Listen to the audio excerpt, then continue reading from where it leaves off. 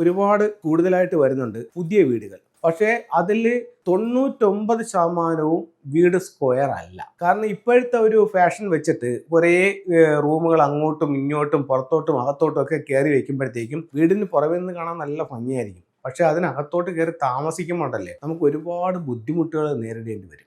ഒരു ലാൻഡ് വാങ്ങിക്കുമ്പോൾ അത് ദിക്കിലാണോ വിധിക്കിലാണോ എന്നുള്ളതൊരു പ്രധാന ചോദ്യമാണ്. നമ്മുടെ കൺസൾട്ടിങ്ങിൽ ഇപ്പോൾ ഒരുപാട് കൂടുതലായിട്ട് വരുന്നുണ്ട്. എന്താണ്? പുതിയ വീടുകൾ. പുതിയ വീടെന്ന് പറയുമ്പോൾ ഒരുപാട് ആൾക്കാർ ഭൂമി വാങ്ങിക്കുന്നതിന് മുമ്പ് തന്നെ വിളിച്ച് നോക്കുന്നുണ്ട്. സാറേ, ഞാനൊരു വസ്തു അഡ്വാൻസ് ചെയ്യാനായിട്ട് നോക്കുകയാണ്, അപ്പോൾ സാറ് വന്നൊന്ന് കാണുമെന്ന് ചോദിച്ചിട്ട് ആ ലാൻഡ് അവർ വാങ്ങിക്കുന്നതിന് മുമ്പ് തന്നെ നോക്കുന്നുണ്ട്. കാരണം അത്രത്തോളം ബോധം അവർ ഇതിനകത്ത് ഉളവാക്കുന്നുണ്ട്. കാരണം അത്രത്തോളം അവയർനെസ് അവർക്കുണ്ട്.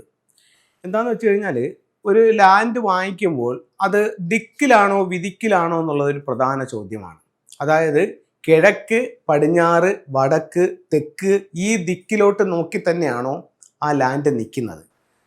അതായത് ദിക്കും വിധിക്കും ഉണ്ട്. ചില ലാൻഡുകൾ നമ്മൾ പോകുമ്പോഴത്തേക്ക് ആ ലാൻഡിൻ്റെ ഒരു കോർണറിലായിരിക്കും ഈസ്റ്റ് വരുന്നത്, മറ്റൊരു കോർണറിലായിരിക്കും നോർത്ത് വരുന്നത്, വേറൊരു കോർണറിലായിരിക്കും സൗത്ത് വരുന്നത്. അപ്പോൾ അത് ദിക്കിലെ വീടല്ല, വിധിക്കിലെ വീടാണ്. അപ്പോൾ വാസ്തുവിൽ പറയുന്നു വിധിക്കിലെ വീടുകൾ നല്ലതല്ല എന്ന് പറയുന്നുണ്ട്. അപ്പോൾ ആ ഒരു ദോഷം ഒഴിവാക്കാനായിട്ട് ആദ്യമേ തന്നെ ആൾക്കാർ ലാൻഡ് വിളിച്ച് കാണിച്ച് കോമ്പസ് വെച്ച് നോക്കി അത് ഓക്കെ പറഞ്ഞതിന് ശേഷമേ വാങ്ങിക്കുന്നുള്ളൂ. ഇനി ലാൻഡ് കറക്റ്റാണെന്ന് തന്നെ ഇരിക്കട്ടെ, പക്ഷേ അതിന് ചുറ്റും വരുന്ന ഒരുപാട് കാര്യങ്ങളുണ്ട്. ചിലപ്പോൾ ആ ലാൻഡിൽ ഒരു കിണറുണ്ടായിരിക്കും. ആ കിണർ ചിലപ്പോൾ സ്ഥാനത്തല്ല, അസ്ഥാനത്തായിരിക്കും. അങ്ങനെയാണെങ്കിൽ സ്ഥാനത്തൊരു കിണർ കുത്തിക്കൊണ്ട് ഈ അസ്ഥാനത്തുള്ള കിണറിനെ നമ്മൾ മൂടേണ്ടതായിട്ടുണ്ട്. അടുത്തത്, ഈ റോഡിൻ്റെ ഈ വസ്തുവിലേക്ക് വരുന്ന റോഡ്, അതിൻ്റെ വഴി അതൊക്കെ ശരിയായ ഡയറക്ഷനിലാണോ? അടുത്തത്, ഈ ലാൻഡിൻ്റെ കിടപ്പ് ശരിയായ ഡയറക്ഷനിലാണോ? അങ്ങനെയൊക്കെ ഒരുപാട് കാര്യങ്ങൾ നമ്മൾ ലാൻഡിൽ നിന്ന് നോക്കേണ്ടതുണ്ട്. അതുപോലെ തന്നെ ഇതിൻ്റെ ചുറ്റുമുള്ള മറ്റ് കെട്ടിടങ്ങൾ, അതിൻ്റെ എനർജി, ഇതിലേക്ക് മറ്റ് കെട്ടിടങ്ങളിൽ നിന്നിട്ടുള്ള നെഗറ്റീവായിട്ടുള്ള എനർജികൾ വരുന്നുണ്ടോ? ഏതെങ്കിലും ഒരു ടീ റോഡ് ഈ വസ്തുവിലേക്ക് വന്ന് കയറുന്നുണ്ടോ? കോടിക്കുത്തുണ്ടോ? അങ്ങനെയുള്ള പല കാര്യങ്ങളും നമ്മൾ ഇതിനകത്ത് നോക്കണം. വസ്തുവിൻ്റെ ഷേപ്പ്, ഇതിൻ്റെ ഏതെങ്കിലും ഭാഗം പുറത്തേക്ക് തള്ളി നിൽക്കുന്നുണ്ടോ? അങ്ങനെയുള്ള കാര്യങ്ങളെല്ലാം നമ്മൾ നോക്കണം. അപ്പോൾ അങ്ങനെ വീടിൻ്റെ കാര്യം നമ്മൾ എടുക്കുമ്പോൾ ഒരു വീട്ടിൽ പ്രധാനമായിട്ടും ചെയ്യേണ്ട ചില നിയമങ്ങളാണ്. അതിൽ ഒന്നെന്ന് പറയുന്നത് വീടിൻ്റെ ഷേപ്പ്. ഇപ്പോൾ ഒരുപാട് പ്ലാനുകൾ എനിക്ക് വരുന്നുണ്ട്, ഓൺലൈൻ കൺസൾട്ടിങ്ങിനായിട്ട് ശരിക്കും പ്ലാനുകൾ വരുന്നുണ്ട്. പക്ഷേ അതിൽ 99% വീട് സ്ക്വയർ അല്ല. കാരണം ഇപ്പോഴത്തെ ഒരു ഫാഷൻ വെച്ചിട്ട് കുറേ റൂമുകൾ അങ്ങോട്ടും ഇങ്ങോട്ടും പുറത്തോട്ടും അകത്തോട്ടും ഒക്കെ കയറി വയ്ക്കുമ്പോഴത്തേക്കും ആ എലിവേഷനൊക്കെ കാണാൻ നല്ല ഭംഗിയായിരിക്കും, വീടിന് പുറമെ നിന്ന് കാണാൻ നല്ല ഭംഗിയായിരിക്കും. പക്ഷേ അതിനകത്തോട്ട് കയറി താമസിക്കുമ്പോണ്ടല്ലേ കുറച്ച് വർഷങ്ങൾ കഴിയുമ്പോൾ നമുക്ക് ഒരുപാട് ബുദ്ധിമുട്ടുകൾ നേരിടേണ്ടി വരും. അപ്പോൾ നമുക്കിതിൻ്റെ ഒരു ബേസിക് റൂൾ എന്ന് പറഞ്ഞാൽ വീട് സ്ക്വയർ അല്ലെങ്കിൽ റെക്റ്റാങ്കിൾ ഷേപ്പിലായിരിക്കണം. ഇപ്പോൾ അതിനകത്ത് നിങ്ങൾ കോർട്ട്യാർഡും മറ്റുള്ള കാര്യങ്ങളൊക്കെ കൊടുത്തുള്ളൂ, അതിലൊന്നും കുഴപ്പമില്ല. അതിനൊക്കെ അതിൻ്റേതായിട്ടുള്ള ചില സ്ഥലങ്ങളുണ്ട്, അതാത് സ്ഥലങ്ങളിൽ കൊടുക്കണം.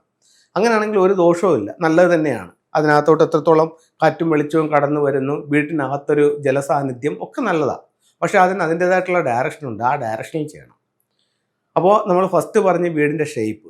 അടുത്തത്, നിങ്ങൾ താമസിക്കുന്ന ലാൻഡിൽ ആ വീട് ഇരിക്കേണ്ടതായിട്ടുള്ളൊരു സ്ഥലമുണ്ട്. അതായത് ഓരോ സ്ഥലത്തും വരുന്ന മുറ്റത്തിന് ചില കണക്കുകളുണ്ട്. തെക്ക് വശം ഇത്ര മുറ്റമാകാം, പടിഞ്ഞാറ് ഇത്രയാകാം, അങ്ങനെ വരുന്നൊരു കണക്കുണ്ട്. അപ്പോൾ അത് നിങ്ങൾ നോക്കണം. അടുത്തത്, ആ വസ്തുവിലേക്ക് കടന്നു വരുന്ന വഴി, ഗേറ്റ് ഏത് ഭാഗത്താണ്, അത് ശരിയാണോ എന്നുള്ള കാര്യം നിങ്ങൾ നോക്കണം. അടുത്തതെന്ന് പറഞ്ഞു കഴിഞ്ഞാൽ കിണറിൻ്റെ സ്ഥാനം വളരെ വളരെ പ്രധാനമാണ്. ഒരു വ്യക്തിയെ സമ്പന്നതയിലെ പരമോദിയിലേക്ക് കൊണ്ടുപോകാനും ദാരിദ്ര്യത്തിലേക്ക് കൊണ്ടുപോകാനും ഒരുപക്ഷെ ഒരു കിണറിന് സാധിച്ചെന്നിരിക്കും. അപ്പോൾ ആ കിണറിൻ്റെ സ്ഥാനം അത്രത്തോളം പ്രാധാന്യമായിരിക്കും. നിങ്ങൾ ഒരു കിണറിനെ എങ്ങനെ കാണുന്നോ അതേ പ്രാധാന്യം കൊടുത്ത് വേണം ഒരു ബോർവെല്ലിനെയും കാണാൻ. ഈശാന കോണിൽ കൊണ്ടുപോയി ഒരു കിണർ കുത്തിയിട്ട് സൗത്ത് വെസ്റ്റിൽ കന്നിമൂലയിൽ കൊണ്ടുപോയി ഒരു ബോർവെൽ വെച്ചിട്ട് യാതൊരു കാര്യവുമില്ല.